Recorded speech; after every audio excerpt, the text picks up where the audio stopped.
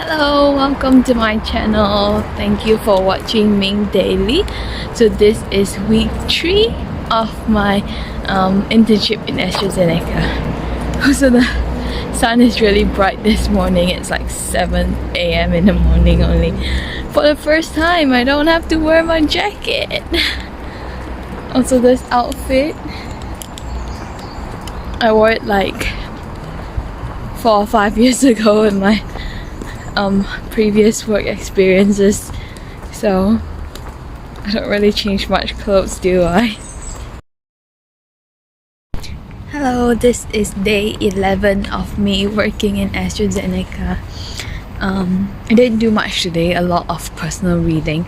I only read through how to do multivariate analysis, so that was the only thing I did, but a lot of personal reading. Tomorrow will be more exciting because I'll be going into lab and labeling samples. So see you tomorrow. Bye bye.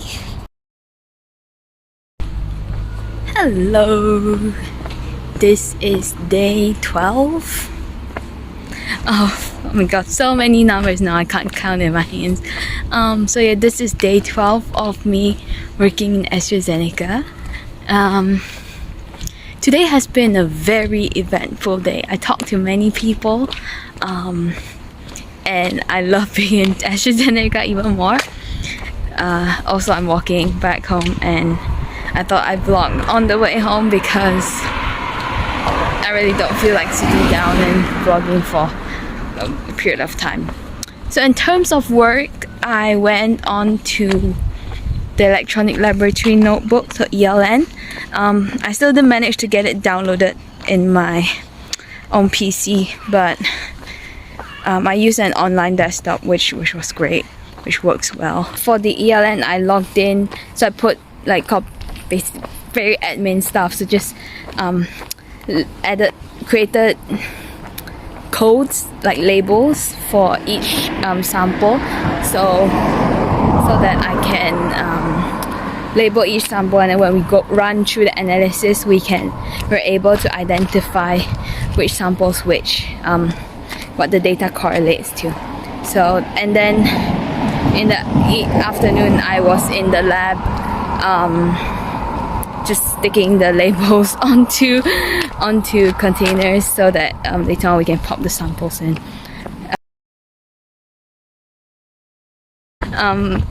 So I talked to 2 people. So the first one was she has been in AstraZeneca for 11 years, but I think she has graduated like 20 years ago, or got her pre-reg 20 years ago. So she was also a pharmacist, and so she was a really interesting person. So she finished her pre-reg, I think it was also in AstraZeneca, and then she worked. I think she was doing community work throughout her whole life, and later on when she was working as a locum, but she did her PhD, and with her PhD she actually so although she was studying pharmacy, she was, I don't know what, she was basically doing a research that needed to use UV spectroscopy, and then there's not enough equipment available. So her professor was like, oh, it's alright, we'll make our own UV spectroscopy. So she went and learned all the physics behind the UV spectroscopy. And then after that, in her project, she learned a lot about like the building design, the visual lines, etc. And then after that, when she actually conducted her research, it wasn't that fruitful, but she used the spectroscopy in another research. And afterwards, she had another postdoctoral research, so I think that's after PhD. And then she was researching on the permeability, of 3 tissues, so nasal, buccal, and sublingual tissue. And they tested it on pigs, so she basically had to like dissect and get out all these tissues from the pig's head, which was again really cool. So that's more like the bio side. And then after that, I think after that she came into AstraZeneca, if I'm not mistaken. And then so she started off in biopharmaceutics, but in oral product development, which she has never worked on. But she came into oral product development, and then so she started off as a senior scientist, I guess because she has had research experience as a PhD before. And then after that, I think she went to be like a project lead, and then some recommended her to become I think she specialized a little bit, but then she didn't want to go too specialized because she likes the breadth, which is a bit similar like me. And then she went into, and then she got sort of promoted, so people recommended for her to apply to be a team manager, and then she did, and she applied, and then she led a team. And apparently my supervisor was under her, so when she was team manager, when my supervisor did her PhD or summer placement with AstraZeneca, she was working under her, this lady.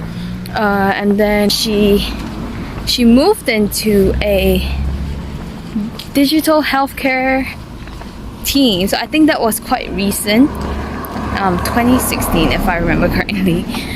She moved into that team, and so that was more on the business side, on sales, because that's such a fast turnaround. It's like your everyday phone app, such a quick turnaround.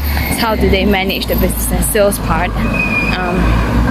So basically when I asked her, like, oh, you have so many, so you keep jumping around different departments. It's not like she keeps jumping around on purpose, but she likes the challenge. How does she feel about the transition?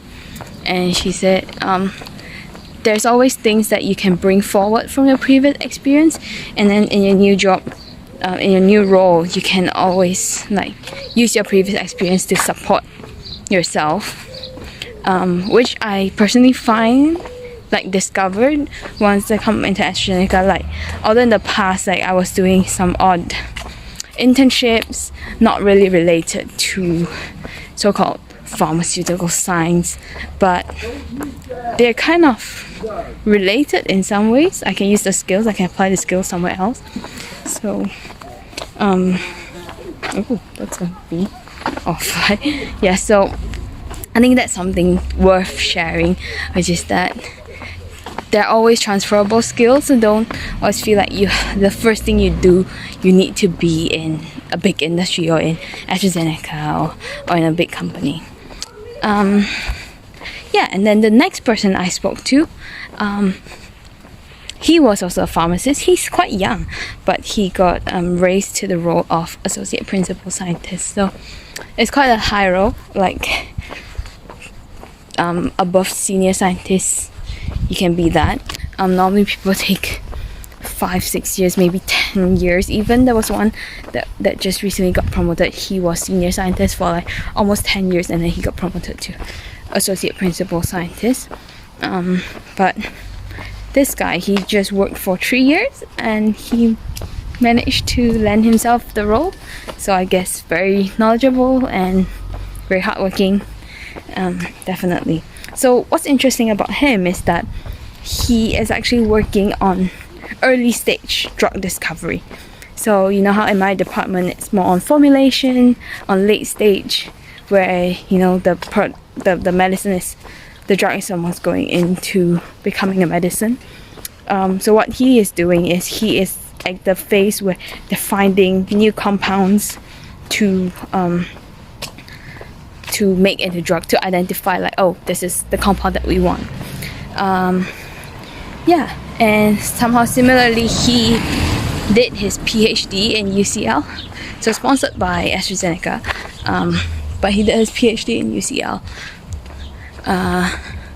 Yeah, so he was like, oh, I had a really strong like connection with UCL. So he was like, if you have any further questions, feel free to like get in touch with me. Like he'd be more than happy to help. But yeah, the main thing that I learned a lot was so he was he was also a summer placement student. He did his pre-reg in AstraZeneca, and then later on decided to go into PhD. So sponsored by AstraZeneca, but he went into PhD in UCL, and then after that applied for this new role in early development. So when he was summer placement and when he was in pre-reg, he was both in late stage development, so similar to where I am now, but because there was a vacancy open up for early stage, after his PhD he moved into early stage. And so I asked him like, what's the difference between these two? Clearly that there might be, right? And I asked him like early stage was more so-called science-based, and that was right. Like early stage involved a lot more science. You're working with more biologists, medicinal chemistry students, and it's also really fast-paced. So what he mentioned was that because you have so many drug compounds, not all of them are going to be successful, and they're not expecting all of them to be successful. So you probably work on each one of them for around 6 months at most. You just do very quick testing if it's feasible. How can you formulate it into something that's, you know, good in permeability, good in solubility, so that it can be easily formulated by late stage development team, and then you hand it down to the next department. So that was the case. Whereas in late stage, you sort of get a longer time to work with the drug, because you want to make sure it's very safe. You do more stability testing, you do more of the formulation testing. So yeah, so it depends what you like. Like in early stage, you will be able to get involved in many different projects. You'll be able to see a lot of more things, but you can't really do a lot of in-depth research. And you really need to, so one thing that he mentioned was you really need to prioritize what you want to research on. Yeah, I feel like I'm quite interested in this kind of role, because you get to learn a lot of new things at once. But again, I'm also someone who really likes to go very deep into detail. Like, I don't like to half understand something. You probably it's not going to half understand something, but you're definitely not going into a lot more detail. So yeah, so we'll see which way I go. Yeah, but definitely not in pre-reg. Pre-reg I would definitely still be in late stage, because that's how the program is like. But if I'm interested potentially in my graduate program, I can apply for early stage. So yeah, we'll see. Still 2 more years to go. So yeah, no rush. But yeah, that was an interesting talk with him, and really great. Like, it always amazed me to see like how many different roles you can be in AstraZeneca, and that's something I like. I feel like I don't like staying in one single role for a long, not saying for a long time, but if I don't see that the part where, oh, I can challenge myself to try this new thing, or I'm always someone who like, I want to do this a bit, do that a bit, and I'm glad that there's this opportunity in AstraZeneca. Yeah, and when you become a more well-rounded person, okay, it depends. Some people like to specialize. For me, I like to learn a little about a lot. So yeah, depends what works for you. And even if you're going for more technical specialized route, you can go into like associate principal scientist. Then yeah, then you'll be like skilled in your job. So yeah, another slightly long video, but I'm going to stop here. Thank you so much for watching. I hope talking to these people and me sharing my conversation with them has inspired you a little bit to work towards wherever you want to go to. I'll arrange more calls with other people, because I got some recommendations from some of the others, and yeah, we'll see how it goes. So thank you very much for watching day 12, and I'll see you tomorrow. Bye! Hello, this is day 13 of me working at AstraZeneca. Today I've been in the lab for the whole day, but mainly doing a lot of laborious works, like putting each capsule into individual bags with like the correct label, and then loading my first transmission run of spectroscopy. We did have an improvement though, so when we loaded in, we went by the order, so it took us around 1.5 hours, whereas when we were keeping it, we realized that we can go according to the order of the folder, so that only took us like 40 minutes. There was almost a half in reduction time, so I think we need to give ourselves a good applaud about that. But yeah, that's mainly it. Lots of laborious work in the lab today. See ya! Hello! This is day 14. It is 7:30 now and I'm already in the lab because we have to load up this baby. So that's the transmission ramen. And basically I'm just a bit early, so I took a video of the lab. But yeah, actually I can show you briefly. Got a few branch spaces. This is like a powder cabinet, so you can only use powder in it for weighing. There's like a HPLC down there. Cleaning stations. Lots of projects that people work on over here as well. I think this is a... oh, this is infrared. And then that's my transmission ramen. I was actually in the lab from 7:30 this morning until 6 today. So I'm very tired. You can see I haven't changed. I didn't even go to the gym today. Missed my class, but yeah, I was too tired. Basically what I had to do was I loaded up the samples at 8:30. I went to the lab training, which lasted until 5 almost 5:30, and then I rushed back to unload the samples, but unfortunately one of the scientists have helped me do it, but I had to clear up after him. And yeah, so that's why I stayed until around 6, and it was really tiring, not gonna lie. Don't want to do that ever, because I've been also on my feet for the whole day. And the lab training was pretty good. So yeah, we did the normal, like making solutions, making buffers, trying out things for HPLC. But there so one of the scientists, we were basically making samples for HPLC but not really running it, but he sort of explained why we do certain, like why we take the certain concentrations, sample points of different concentrations, so they line up to be a straight line, and then wherever your sample sits, we'll know like what's the concentration. So from the dose response we'll get the concentration. And so basically we're having, like, the first one is calibration points, and then when we have the recovery point, that's how we draw the line down. But we also have a linearity line, so any plot in between we can be sure that it sits on this line and it's not like going up down. But there is a like 10% range, so it can be like between 90 and 110 of the accuracy. And then further down you have, if it's below 0.5% concentration, with LQ it's 0.05, and beyond that we would say it's not accurate at all.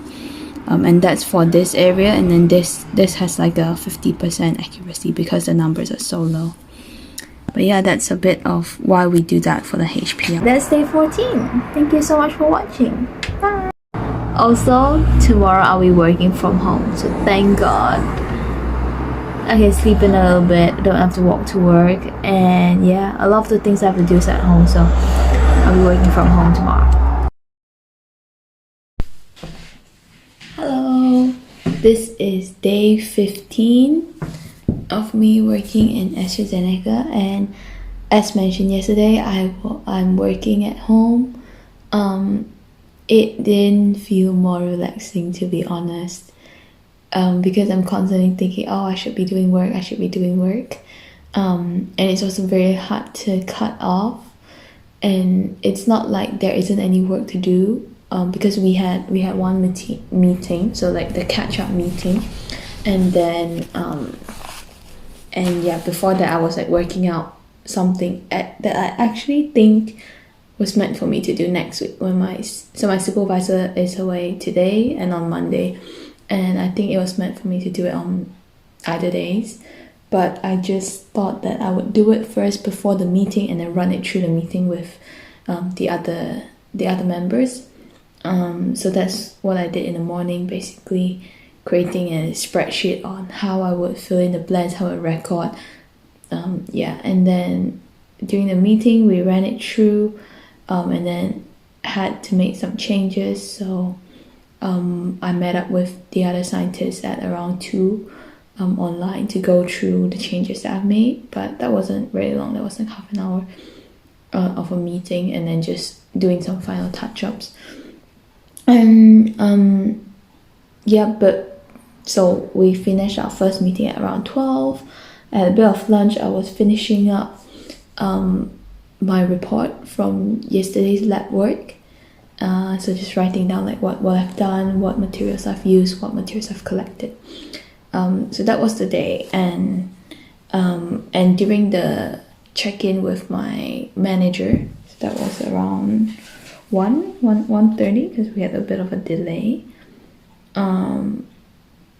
So he talked me through about, how do they identify the parameters and the ranges for each chemical processing, and then he said to read up, do some background reading on dissolution testing, because it is really important at every stage of manufacture, because they will take some to assay. They take some assay, and then they will measure it by HPLC. So definitely gonna spend some time reading that, and I'm also planning to meet up on one of his other team members. So another scientist in our team, but she never sat in our office, so I thought she's never been in, but actually she has. So definitely someone to talk to. And then just a bit background on the company itself, to see like which stage of the production we are at, or development we are at. So that's day 15. I still have a bit to do, but I'm going to wait till Monday because there's so far nothing planned for me on Monday, and I'm just taking the weekend off. It's too tiring this week. Also, because I'm contracted 36.5 hours, and my manager was like, don't do more than that. So I'll definitely try to stick within the working hours, which is kind of good. I did have a dilemma, if I tell him I'm working more hours, does it feel like I am less efficient? But then it was just laborious work in the lab that I did spend hours on. So I was like, should I file that in or should I not? Should I get my pay, or should I think that, it make me feel less efficient? But I think, after discussing with my manager, I think the best way for us is just try to stick to the 36.5 hours a week, and if needed, just push it back. But I think that gives you an idea on how to be more efficient in the things that you do. So I have seen in my schedule that next week we'll be preparing the blends for formulating different powders, and I'm only given around 3 hours in the lab every day, and I understand that because I need to be supervised while doing that. So my supervisor needs to be with me, and clearly she doesn't have the whole day, or I need to respect her working hours as well.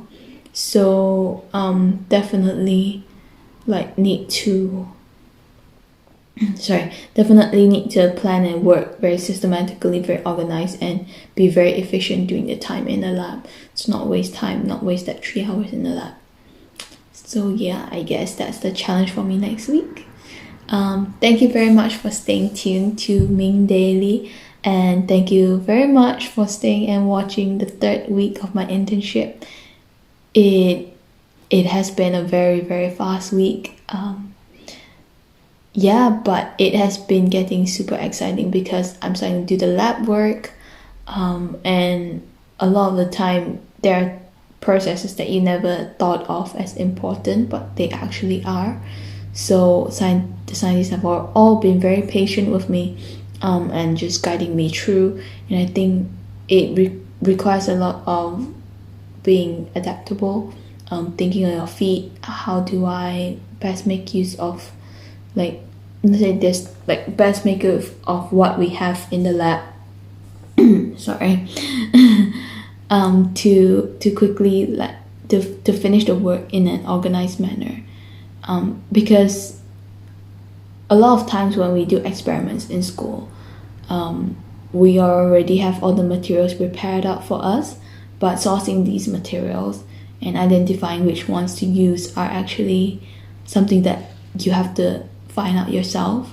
So that can take a bit of time and some thinking to do. Yeah, so be resourceful, definitely, but just overall, just have fun. Oh, and if you have any questions or comments, if you have any questions, drop them in the comment below. Like, subscribe, and share. And I'll see you next week.